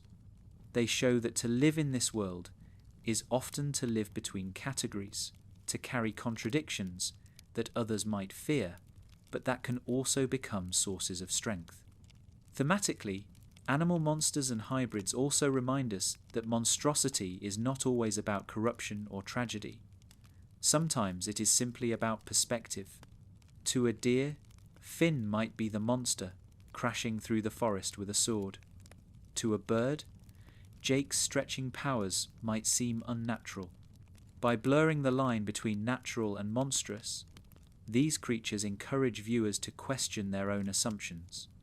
They remind us that monster is not an inherent trait, but a label we give when something frightens or unsettles us. Ultimately, the animals and hybrids of Ooo symbolize the wildness of existence. They are reminders that beneath the structures of kingdoms and the bonds of friendship lies a world that cannot be fully tamed. Their monstrosity is not always about evil or destruction, but about unpredictability, instinct, and the refusal to fit into neat categories. They show us that life itself is hybrid, blending chaos and order, wildness and civilization, fear and wonder. In the grand symbolic language of Adventure Time, these monsters occupy a vital place. They keep the world untamed, reminding us that Ooo is not just a stage for human or candy drama, but a living ecosystem with its own mysteries and dangers. They challenge the heroes to adapt, to respect, and, sometimes, to laugh at the unpredictability of nature. And they teach us, above all, that the wild is never far away. It lives in the creatures at the edge of the forest, in the hybrids that refuse definition, and even in the hearts of those we love. Not all monsters in Ooo are made of flesh. Some drift at the edges of sight, half seen, half heard, existing between life and death.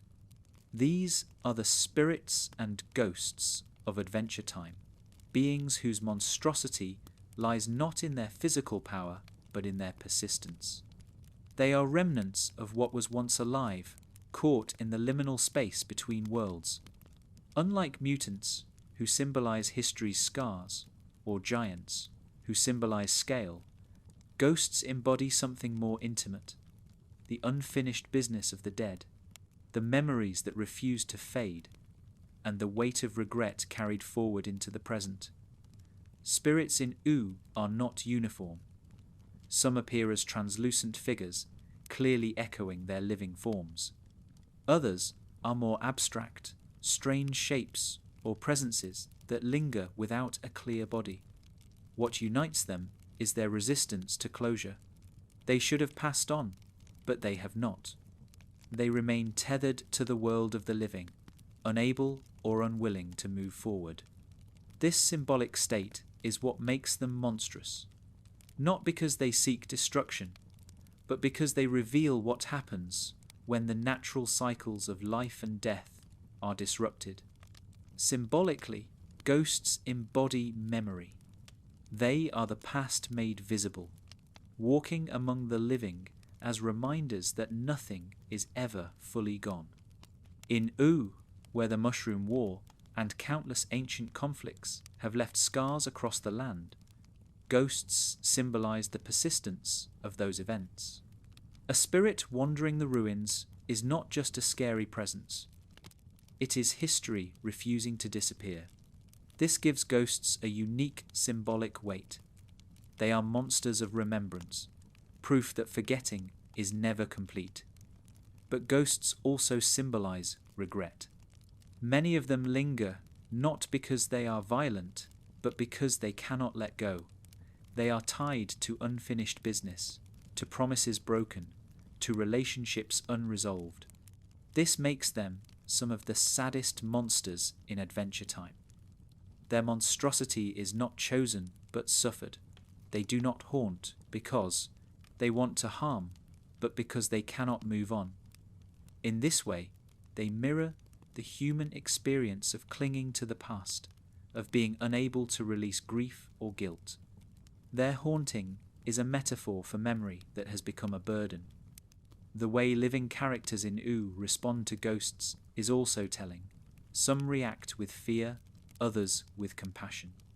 These responses symbolize our own ways of dealing with memory and regret. Do we run from the ghosts of our past, terrified of their reminders? Or do we face them, acknowledging the unfinished stories they represent? Adventure Time suggests that true resolution comes not from banishing ghosts, but from listening to them, from honouring the truths they carry. This transforms the monstrous into something meaningful, showing that even the dead have wisdom to offer. There is also a cultural layer to Oo's ghosts. Different characters treat spirits in different ways, reflecting diverse traditions of how the dead are remembered. Some see them as threats to be warded off. Others see them as part of the natural order, to be respected rather than feared. This variation highlights that monstrosity is not inherent in the ghost itself, but in the way the living interpret it. A spirit can be a monster or a messenger depending on perspective. Visually, the spirits of Ooo are often designed to be eerie but not grotesque. They shimmer, flicker, or appear translucent. This reinforces their symbolic role as liminal beings. They are not fully here nor fully gone. Their half-presence reflects the emotional experience of grief, the way someone lost still feels close, yet impossibly distant. Their design makes them uncanny, familiar, yet unreachable, emphasizing the haunting nature of memory itself. The symbolism of ghosts also connects to Oo's broader themes of time and change.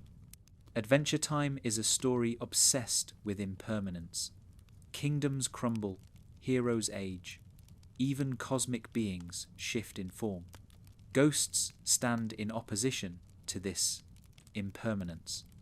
They are symbols of what refuses to change, what lingers when it should have passed. They remind us that not everything moves forward smoothly.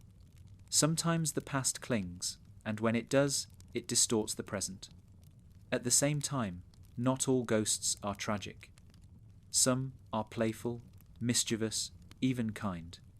This diversity underscores the show's message that monstrosity is never absolute. A ghost can be frightening in one moment and helpful in another.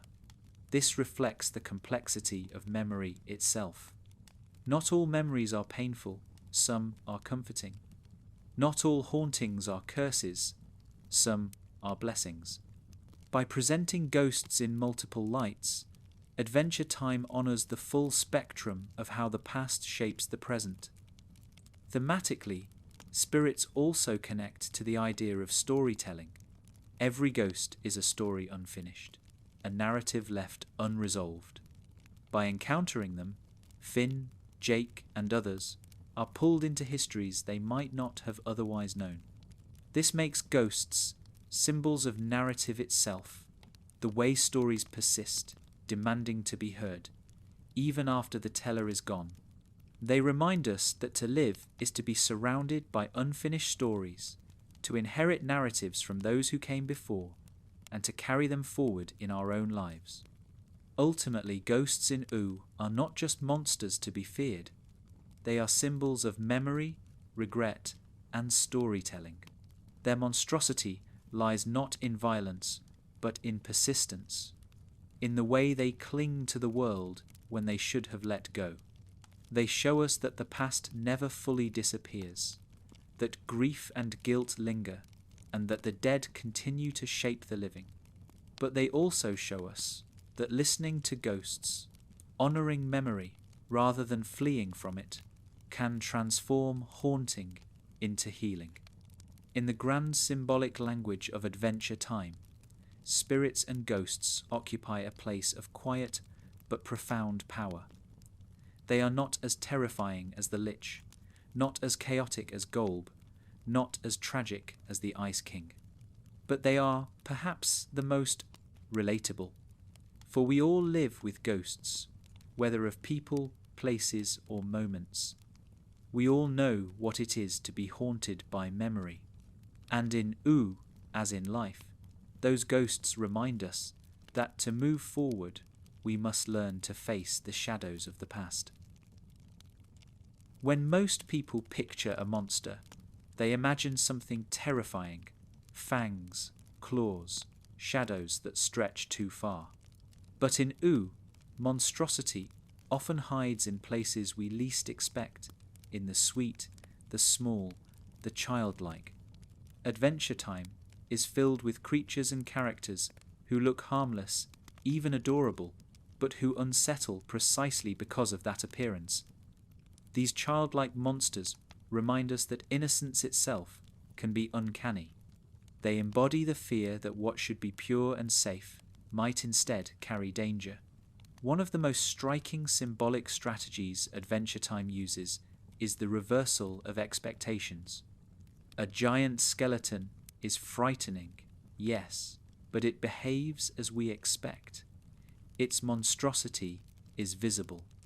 A tiny, smiling creature, however, that suddenly reveals sharp teeth or strange powers. This shocks us because it violates the trust we place in appearances. The childlike monsters of Ooo thrive on this violation. They show us that fear does not only live in darkness.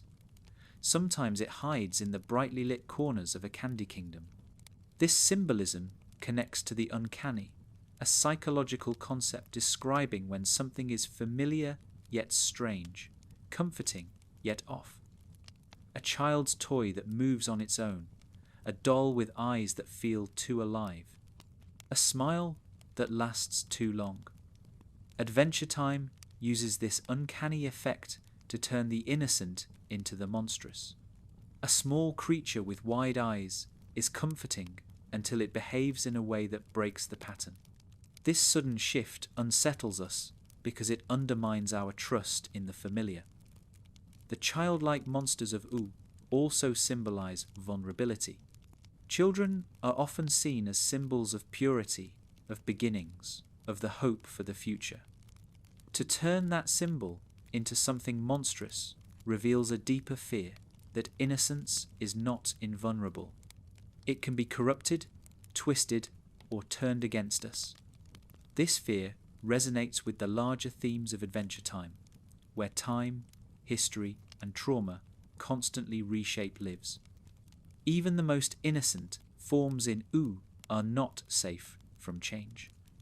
Monstrosity, the show reminds us, can touch even the purest things. At the same time, these monsters also highlight how appearances deceive.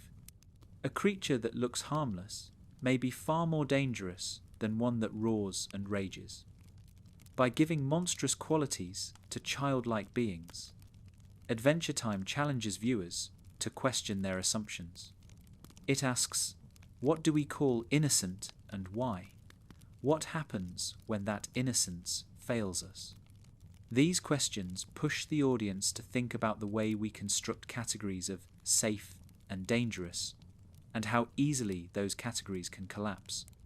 Visually, the childlike monsters of Ooo are among the most unsettling. Their designs lean into cuteness, round bodies, pastel colours, big eyes, but with small distortions that unsettle. A too wide grin, a movement that is too stiff, a voice that doesn't match the form. These distortions make them uncanny, revealing the fragile boundary between comfort and horror. By exaggerating traits we associate with children or toys, the show reminds us that what we call cute is just as much a construction as what we call scary. And constructions, once broken, reveal the fear beneath. There is also a symbolic connection between childlike monsters and themes of dependency. Children depend on others for care, safety, and structure. Monsters that mimic childhood highlight what happens when that dependency becomes twisted. They may cling too tightly, demand attention in frightening ways, or lash out when ignored. These behaviours symbolize the darker side of need, the way love and protection, if warped, can transform into something suffocating or destructive. Finn and Jake's encounters with these creatures often highlight their symbolic power. They may laugh at first, underestimating the threat, only to be caught off guard when the cute turns dangerous. This dynamic reflects the way humans often dismiss what looks harmless until it proves otherwise. It reminds viewers that fear is not always where we expect it. Sometimes it hides behind smiles. Sometimes innocence itself becomes the mask of danger. Thematically, childlike monsters also connect to Adventure Time's exploration of time and growth. Children symbolize beginnings, but monsters of childhood remind us that beginnings can also carry fear.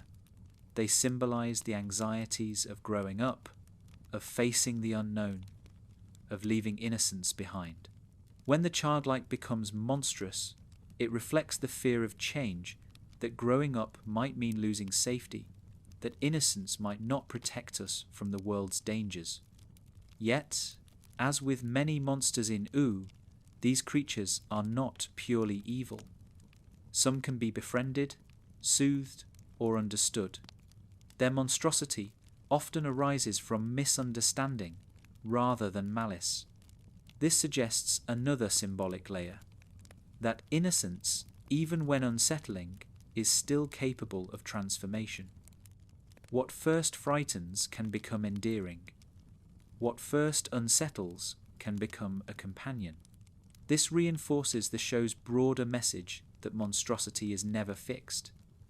Even the uncanny can be reinterpreted through relationship. Ultimately, the childlike monsters of Ooo symbolize the uncanny innocence of life itself. They remind us that appearances can deceive, that purity can be fragile, and that fear can hide in places we least expect. They embody the truth that safety is never guaranteed, not even in the faces of the innocent. But they also remind us that fear, once faced, can become connection. The smile that unsettles can also invite. The childlike form that frightens can also be embraced. In their uncanny presence, Adventure Time teaches us that innocence and monstrosity are not opposites but intertwined, each capable of transforming into the other depending on how we choose to see. One of the most profound truths in Adventure Time is that the line between hero and monster is thin. While Ooo is full of strange beings, some terrifying and others laughable, some of the most powerful monsters are not separate from the heroes at all. They are reflections, distortions, or shadows of the very characters we root for. When Finn, Jake, Marceline, or even Princess Bubblegum face their own monstrous doubles, they are not only battling enemies, they are confronting themselves. These encounters symbolize the truth that monstrosity is not always outside us. Sometimes it is the shape our fears, flaws, and mistakes take when they stare back at us. The clearest example of this is Finn's struggle with Fern. Fern is not an imposter in the simple sense of wearing Finn's face. He is Finn, reshaped by magical circumstance into something twisted. This makes him one of the most poignant monsters in the entire series. Fern embodies all of Finn's qualities, his bravery, his loyalty, his sense of justice, but refracted through pain and anger. He shows us what Finn might become if his darker impulses were allowed to take root. Symbolically, Fern represents the shadow self, the part of identity that lurks beneath the surface, waiting for weakness to emerge. Fern's arc underscores the idea that monstrosity is not alien, but inherent. He is tragic, not because he is wholly different from Finn, but because he is too close. Their battles are not just physical confrontations, but symbolic struggles over identity. By facing Fern, Finn is forced to define himself, to claim the parts of his character that make him distinct. This confrontation teaches that monstrosity is not simply something to defeat, but something to acknowledge, to integrate, and ultimately to transform. Jake, too, faces his own shadows. Though he often appears laid back and carefree, his stretchy powers and magical nature set him apart from ordinary beings. At times, this side of him can appear unsettling. When exaggerated or pushed too far, Jake's abilities transform him into something monstrous, an amorphous, overwhelming presence that threatens to devour rather than protect. Symbolically, these moments reveal the danger of excess. Jake's monstrosity is not rooted in evil, but in the unrestrained use of his gifts. His transformations remind us that even qualities we celebrate can become monstrous if unchecked. Princess Bubblegum's reflections are more subtle, but just as meaningful. Her monsters are often her creations, but they also mirror her own authoritarian streak. When one of her experiments rebels, it is not simply a scientific accident, it is a reflection of her tendency to control.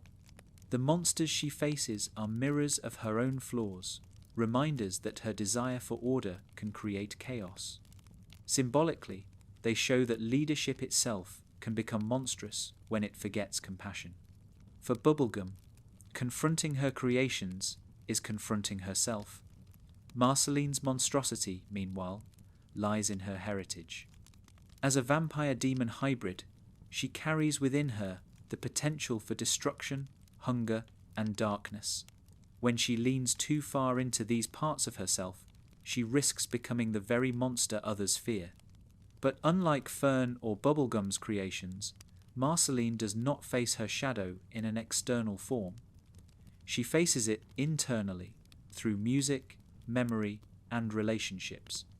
Her journey shows that the most profound, monstrous battles are sometimes fought inside, in the struggle to accept all parts of oneself.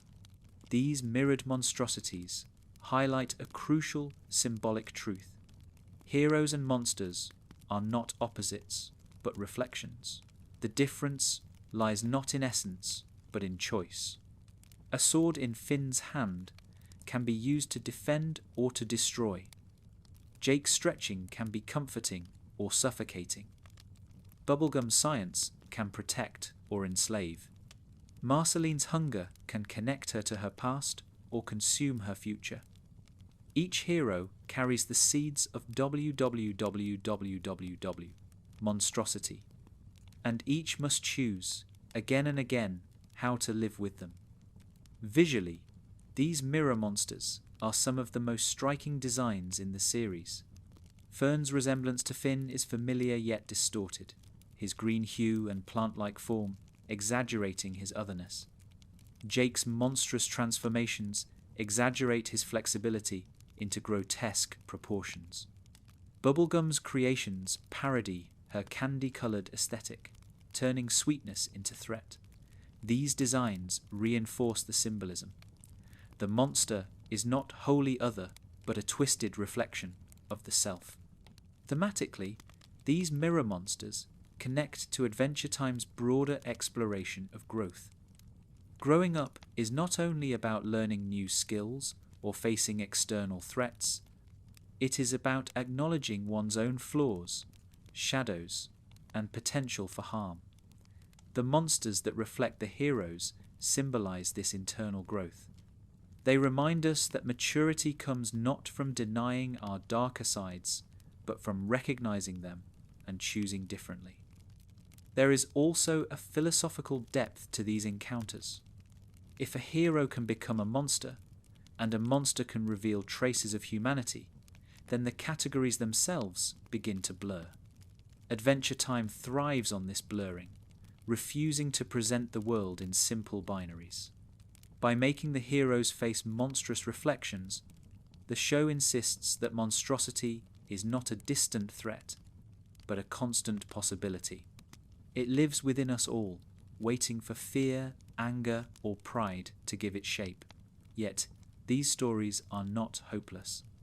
By facing their reflections, the heroes of Ooo prove that monstrosity does not have to define them. Fern may embody Finn's shadow, but Finn still chooses compassion. Jake may become overwhelming, but he learns restraint. Bubblegum may create threats, but she also learns humility. Marceline may hunger, but she chooses love. These arcs show that the presence of monstrosity within does not doom anyone. Instead, it offers the opportunity for growth, for resilience, and for deeper understanding of the self. Ultimately, the monsters that mirror Oo's heroes are among the most important in the series. They teach that monstrosity is not always external, that the most frightening enemies are often the shadows we cast ourselves. They remind us that heroism is not about being pure or perfect, but about facing our flaws and choosing differently. And they reveal that in Ooo, as in life, the battle between hero and monster is never final. It is a daily choice, a constant negotiation, a reflection that demands courage to confront. As we come to the end of our journey through the monsters of Ooo, one truth becomes clear. There are no simple monsters here. Every creature, from the smallest nuisance to the most cosmic terror, carries a story, a meaning, a reflection of the world it inhabits. Adventure Time never uses monsters as empty obstacles. Instead, it transforms them into symbols, each one expanding our understanding of fear, identity, memory, and survival. To look at the monsters of Ooo is to look at the heart of the series itself, for they embody its deepest themes, that life is fragile, that identity is complex, that the past lingers, and that love remains worth fighting for. The monsters of Ooo are diverse, yet together they form a language. The Lich speaks the language of annihilation, reminding us that death is the ultimate shadow. Ice King speaks the language of tragedy, showing how identity can be lost and reshaped by forces beyond control. Vampires speak the language of hunger, of cycles of violence, and the struggle to choose differently. Mutants speak the language of history, carrying the scars of human mistakes into the present. GOLB and the cosmic monsters speak the language of chaos, of incomprehension, of the limits of meaning itself. Small monsters speak the language of comedy, reminding us that fear and laughter are closer than we think. Together, these voices weave a chorus of truths. They show that monstrosity is not one thing, but many. Sometimes it is destructive, sometimes tragic, sometimes absurd, sometimes misunderstood. In Ooo, monsters are mirrors, reflecting back the fears and flaws of the characters who face them. Finn grows by confronting his double in Fern, learning that the shadow of the self can be acknowledged without surrender. Jake learns that his powers, though strange, need not overwhelm. Bubblegum learns that creation without compassion breeds danger. Marceline learns that hunger and love can coexist, that the monstrous within can be lived with rather than denied. Each hero's journey is inseparable from the monsters they face, because the monsters reveal who they are and who they might become. Symbolically, the monsters of Ooo also remind us that life is never free of fear. To live is to live with shadows. Some of these shadows loom large, like the Lich, whispering of annihilation. Some drift quietly, like ghosts, reminding us of memories unresolved. Some laugh at us through ridiculous forms, showing that fear itself can be mocked. But none of these shadows erase the possibility of love, of resilience, of connection. In fact, they make those possibilities all the more precious. Adventure Time insists that joy matters because it is fragile, that love matters because it can be lost, that courage matters because fear is real. Without monsters, none of these truths would shine as brightly. There is also a deeper philosophical legacy to Oo's monsters. They dismantle the easy binary of hero versus villain. The Lich may be close to pure evil, but even he is not defeated in a simple way. He is resisted, transformed, endured. Ice King, once a comic villain, becomes a tragic friend. Vampires, once predators, become companions. Even the silliest monsters, once dismissed, reveal truths about fear itself. In refusing to keep monsters in the realm of the other, Adventure Time teaches us that the line between good and evil, safe and dangerous, self and other, is always shifting. Monstrosity is not a category to be banished, but a reality to be faced with honesty. The legacy of Oo's monsters also lies in their resilience. None of them are truly erased. Even when defeated, they linger in memory, in consequences, in lessons carried forward. The Lich returns in different forms, reminding us that annihilation cannot be destroyed. Ice King lives on in the love others hold for Simon. Vampires remain part of Marceline's identity. Mutants continue to wander, silent witnesses to history's scars. GOLB is never gone, only waiting beyond comprehension. This persistence reinforces the truth that monsters are not meant to vanish. They are meant to be acknowledged, integrated, and lived with. Visually and narratively, the monsters of Ooo keep the world from ever becoming too simple. They ensure that even in a land of candy kingdoms and whimsical adventures, shadows remain. They remind us that danger, memory, and fear exist alongside joy. This balance is the essence of Adventure Time, the coexistence of silliness and sorrow, of sweetness and horror, of innocence and monstrosity. Without monsters, Ooo would be flat. With them, it becomes a full, living world, one that reflects the complexity of existence itself. Ultimately, the symbolism of monsters in Ooo teaches us about ourselves. They show that fear is not always an enemy, but a guide. That the shadows we face are often our own. That history leaves scars we must carry. That chaos will always exceed our understanding. And that, in the face of all of this, love, friendship, and community are still worth building. The monsters remind us of fragility, but they also make resilience meaningful. They remind us of destruction, but they also make creation precious. They remind us of endings, but they also make beginnings shine brighter. The legacy of Oo's monsters is one of complexity, of refusing simple answers. They are frightening, tragic, absurd, and profound all at once.